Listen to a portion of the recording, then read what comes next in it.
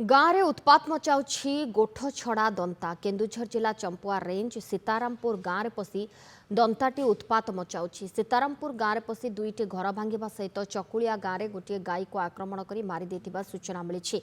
मयूरभंज आड़ू एक चारिटिकिया हाथीपल चंपुआ रेंज को आसी सीतारामपुर गाँ जंगल थिबा जଣାपड़ी। एही हाथीपल चंपुआ ब्लॉक बरपदा ग्राम में व्यापक पनीपरिबा नष्ट करिसेंते। हाथीपल को स्थानीय अंचल में लोके आतंकित अवस्था रही देखा मिली। इसे चित्र देखिपुंट गाँव में दुईटी घर भांगी देइछंती हाथी पल एवं दंता हाथी को देखि लोके भयभीत अवस्था अच्छा। धीरे धीरे गाँ मुहां हुई हाथी पल। गाँव में उत्पात मचाऊछि एही गोठ छड़ा दंताटी। चंपुआ रेंज सीतारामपुर गाँव में दंता उत्पात देखा मिली। लोके भୟରେ घर बाहर भय करुछंती एवं हाथीपल को देखि आतंकित अवस्था अच्छा स्थानीय बासिंदा। किंतु वन विभाग तरफ वर्तमान कौनसी पदक्षेप निया जाए नहीं।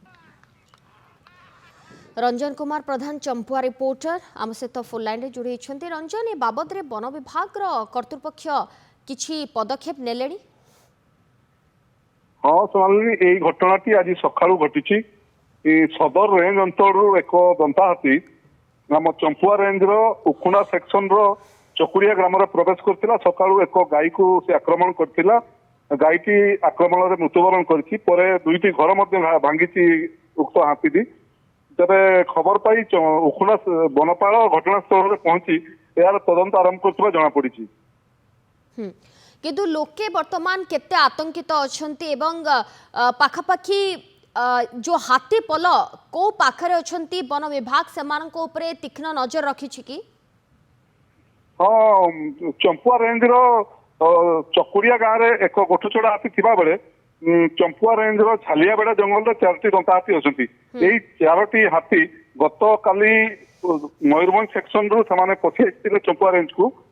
चंपुआ रेंज झारिया बेड़ा जंगल जेहेतु अच्छा काली जितेबाला माने गाँव में प्रवेश करते बरपदा ग्राम में किसी पनीपरिया नष्ट करते। तेरे हाथी उपर जदिव वन विभाग तीक्ष्ण नजर रखी तथापि ग्रामवासी आतंकित अवस्था अच्छे कौ मुहूर्त हाथीपल गाँव में प्रवेश करेंगे क्षयक्षति करेंगे भयभीत भी अच्छा। अंपटे चकुड़िया उक्त गोठ छड़ा दंता हाथी जेहेतु सका गाँ भर प्रवेश कर जंगल को जाइए तेणुक गोठ छड़ा दंता हाथी उपर वन विभाग कौन कर्तृत्व रही पार ना। तेणु गाँववासी बहुत मात्रा आतंकित अवस्था अच्छा। कौ मुहूर्त हाथी कौन क्षयक्षति कर लोके भयभीत अवस्था रही। धन्यवाद रंजन। आपण समस्त सूचना पाई रंजन कुमार प्रधान चंपा रिपोर्टर अधिक सूचना देउथिले।